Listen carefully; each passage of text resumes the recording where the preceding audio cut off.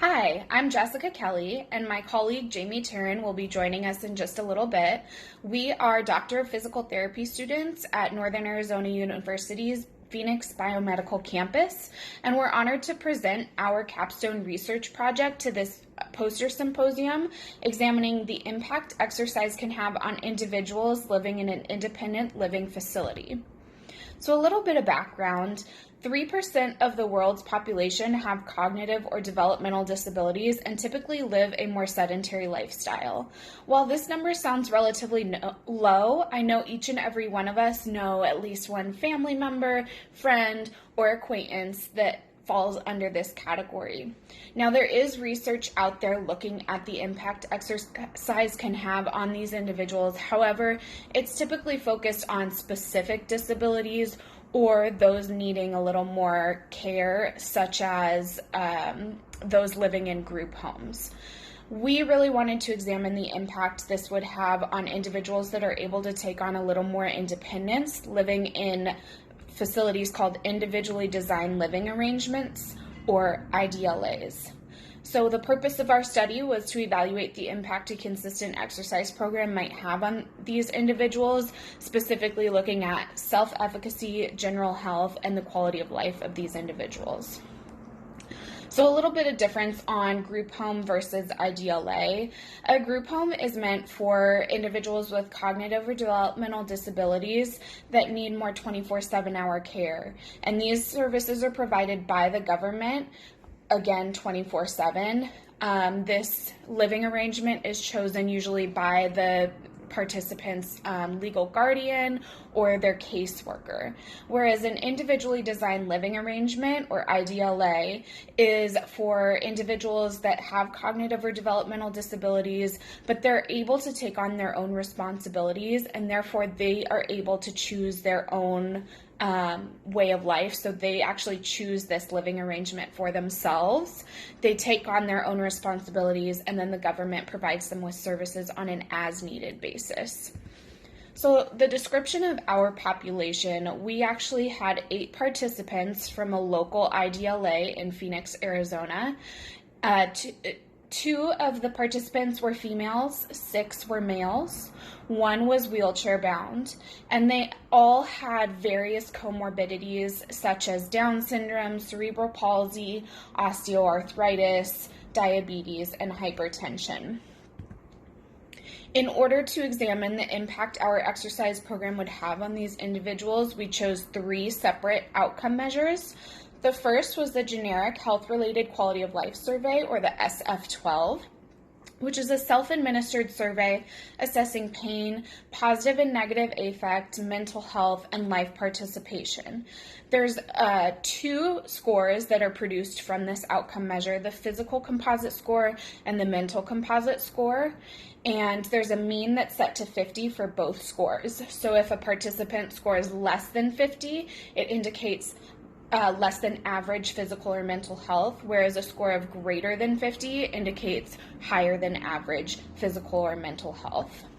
The next outcome measure we chose was the Patient Health Questionnaire, or the PHQ-9, which is another self-administered survey assessing the presence and intensity of depressive symptoms. The scores range from 0 to 27, with lower scores indicating more mild depression and higher scores indicating more severe depression. And then the last outcome measure that we used was the General Self-Efficacy Scale, or the GSE, which is another self-report measure, and this looks at the participants' perception of their own self-efficacy. The scores range from 10 to 40, again with higher scores indicating more self-efficacy and lower scores indicating lower perceived self-efficacy. Great. Now that Jessica has gone over the background and the outcome measures, I can go ahead and take you through the methods of our study. So this was an 8-week adaptive exercise intervention. So twice a week for 1 hour in each session, we provided this intervention for 8 weeks. Now, prior to this 8-week intervention, we did take pre-outcome measures, which were the ones that Jessica listed previously, and these were given verbally due to the varying reading levels that we had in our population.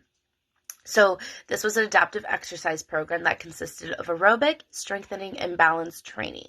Now, we made this program adaptive by allowing the individuals to choose their participation level, whether that be with their assistive device, standing, or seated.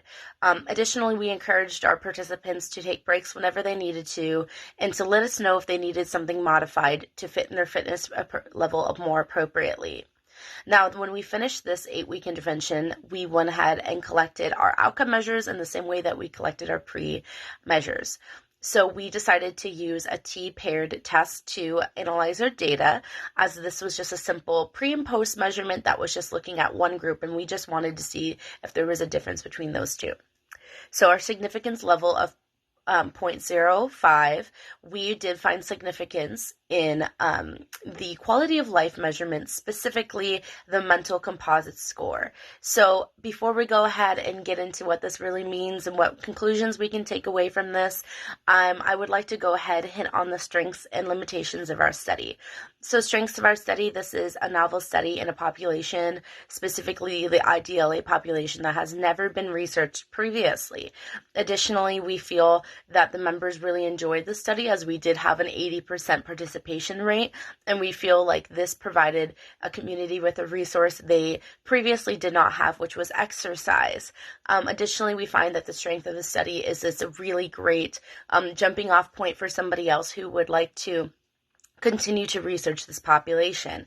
For limitations, we did have a small sample size, we did have a short intervention, and we did have a lack of resources or lack of equipment and space, I should say, to provide a longer and more intense intervention. Additionally, we did not do any pre-screening for the cognitive levels of these individuals, so their understanding of the outcome measures is fairly unknown.